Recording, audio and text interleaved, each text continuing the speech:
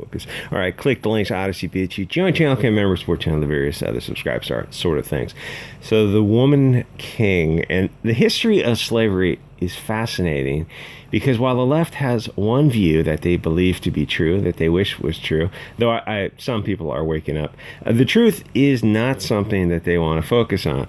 First of all, a lot of this nonsense started with the book called The African, because that was the book that Alex Haley plagiarized to write Roots. And he didn't just plagiarize a few phrases or ideas. He pulled several pages that were word for word copied from the earlier book. He was sued, and he had to pay out for the obvious plagiarism, which was egregious. Even the judge advised him to settle because they're looking for substantial similarities between the two properties. And there was word for word, paragraph after paragraph, that were obviously taken from the earlier book. So I read Roots, and you get into the first few pages, and it's this fun, idealized version of an African village where the kids are all smart and well-behaved, and the elders are all respected, and they have a celebration feast like every other day. It's a fun story setting, but then you get a few more pages into it, and you realize that, oh, this is a pretty heavily idealized version of history. Then as you get further and further, you see how heavy-handed it is. Then you realize it's fictionalized. Then finally you realize, oh, it's just pure fiction. It's ridiculous. Like, even obvious to a child's understanding, after 30 pages, you realize that this exists only in the author's imagination. It's well written and it's fun, but it has no basis in reality. Nobody is having that much fun anywhere on Earth, and it's not just because it's an African village. I mean, anywhere. It had it was just a bizarre fairy tale version of what they wanted a village, that he wanted a village to be like. If you set it in Germany, it would be just as ridiculous. Nobody gets along that well as he wrote in like the first 30 pages of Roots. You have to be pretty naive to think that any village life was so idealistic. But people loved the book because it told them what they wanted to hear. That village life was basically Wakanda, and that they had feasts all the time. Keep in mind, in most early cultures, women were slaves, and to the point where even Amy Schumer made a reference to it in her film Snatched. Don't get me wrong, I'm not a fan of hers, but I wanted to see why she was popular, which I still don't know, because I watched her movies and they're just not very good. So something with her career doesn't add up. Amy Schumer got a lot of movies and TV shows for a kind of a middle-of-the-road talented fat girl, so I assume her head game must be A1, or she knows a lot of important people, which is kind of a long intro to explain why this king woman movie is going to be not just bad, but insane, Hollywood delusional bad. Levels of historical reimagining like Roots or Black Shakespeare bad, like Flying Pyramids bad.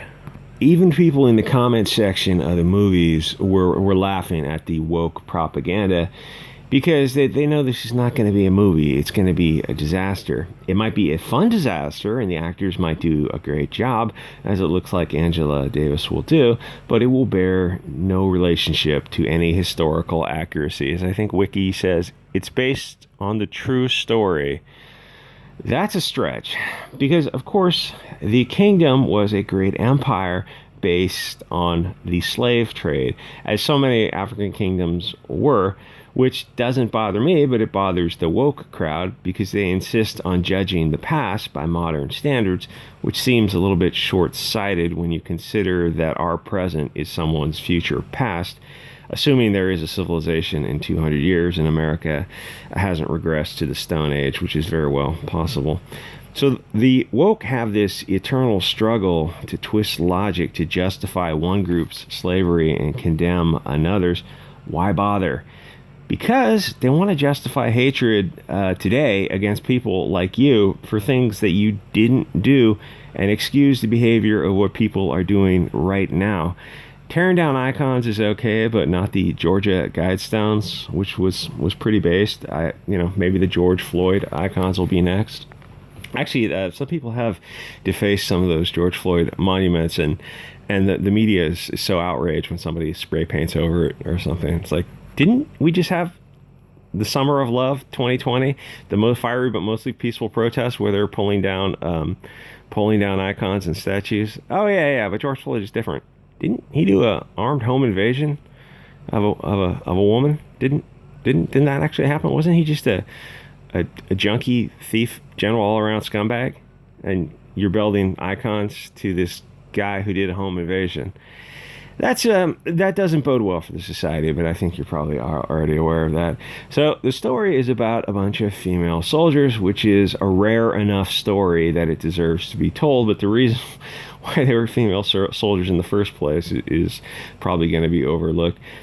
Because while they might have done well against some other tribes, they were beaten by the French a few times, which if they show that in the film, the Frenchmen will have blonde hair and blue eyes, and they will endlessly drop the N-word and snuggle the African girls, because Hollywood propaganda is going to Hollywood propaganda. There will be several scenes of the suspiciously German-looking French who are dismissive and arrogant, but finally and firmly get put in their place by the warrior girls. The French will drink wine, eat cheese, and drop the N-bomb. Then the soldier girls will chop their heads off and finish this glass of wine. It's going to be pure Wakanda fantasy. Oh, and by the by, the English tried to stop the African slave trade, but the Africans didn't want to, because for them, you go do battle, and if the other side loses, you can either delete them or enslave them. It was just the way of the world. So you've got the English as the anti-slavers, while the Africans are fighting to keep slavery as an institution, which is hysterical because there's actually slavery in Africa and the Middle East right now, to this day, that gets almost totally overlooked by the mainstream media because it doesn't fit the narrative. It's like hunting for elephants in Africa. Whenever that comes up in a comic book, it's always a blonde-haired, blue-eyed Englishman who's hunting elephants or rhinos or something. And then you look at what's going on actually today. It's Africans who are hunting these endangered animals to sell to the Chinese. But again, that doesn't fit the narrative, so they will substitute out somebody out of German central casting instead of just African tribes running around with AKs who are slaughtering animals to sell to China. So there's no way to make this movie because it's one L. The thing is, it's one L after another, right? But a lot of reality is one L after another for the woke crowd, the left-wing narrative. But they're going to make it anyway, which means it's going to be absolutely insane. So the kingdom was visited pretty extensively by Europeans, and they extensively documented the kingdom, became one of the most familiar African nations to Europeans. It was an important regional power. It had an organized domestic economy built on conquest and slave labor. Ouch. Significant international trade and diplomatic relations with Europeans, centralized administration, taxation system, organized, blah, blah, blah. All-female military unit called the Amazons by European observers, and the elaborate regional religious practices. So are you going to get into the human sacrifice? The kingdom became known as a major supplier of slaves. Highly militaristic kingdom, organized for warfare. It captured children, women, and men during war and raids against neighboring societies and sold them into slavery. Keep in mind, they also remaining captives. Okay, they told that. Remaining captives also became slaves in the village where they worked on plantations and were routinely mass executed in large-scale human sacrifices during festival celebrations.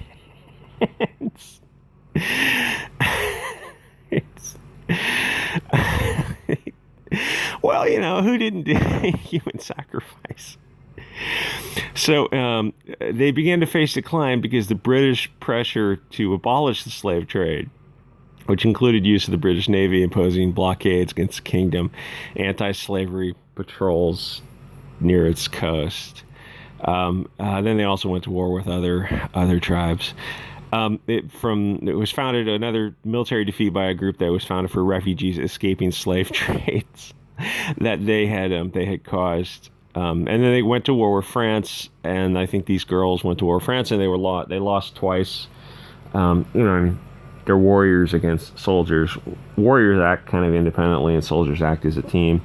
So yeah, you're gonna have a hard time acting against people who are teamed up with each other. But my point with this video is that it's a bizarre video. It's a bizarre movie for them to make, because this is like, the narrative is all wrong. The only thing they have going that's cool is that it's female soldiers, female warriors.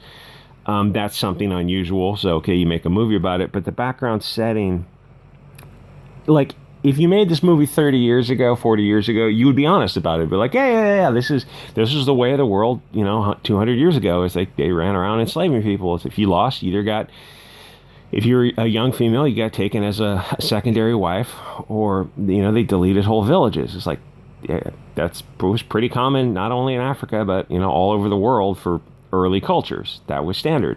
It's nothing to be ashamed of. It's nothing to be proud of. It's like, that's just the way of the world. To think that you're going to judge it by modern day standards is the real hubris, and to think that you won't also be judged by modern day standards. I mean, the 200 years from now, people could all be vegetarian or vegan or something. You'd all be looking back at the time when people ate animals, and just with horror, absolute horror. It's like, you never know. So the thing, the mature conclusion is, oh well, we just can't judge what they did back then. It's like, you can't time travel and walk a mile in their shoes. But my point is, for Hollywood to make this movie, it's insane. It's just for their narrative. For most people, we look at it and go, yeah, we understand. That's the time. That's the brutality of the day. It's like all people around the world went to war and did things that you're a little squeamish. You look at nowadays. But for the left-wing narrative, it's a huge L after L after L, because the wrong people were the good guys. And like, I don't think you're gonna. The reason you're not seeing a whole lot of Shaka Zulu type of movies set in Central Africa is because woke Hollywood propaganda probably doesn't want to show Africans fighting Africans. They only want to show the atrocities that the Zulus committed, and they did. It's like, well, that was the way of the world. Oh no, we got to focus on the Europeans. But that's not reality, especially with this specific story where you have the English who were trying to stop the brutal practice of slavery, and the Africans were fighting them to keep the practice going. So the fact that they made a movie of it is going to be ridiculous, because there's no way they're going to come close to the truth, though they should. It's like they should just lean into the turn and accelerate and just go with the truth. It's like, this is the way how people behave back then. It's impossible to judge by current standards, but they won't do that because that undercuts their present argument about trying to judge people today for what other people did 200 years ago. It's like, how do you assign causality to something that someone didn't do? Well, we can't, but we want to anyway. It's like, yeah, all this stuff happens because nobody ever proposes a very logical counter argument to say some of the things I'm saying, because it's not politically correct to say this kind of stuff. Anyway, like, comment, subscribe. I'll see you guys on the next episode.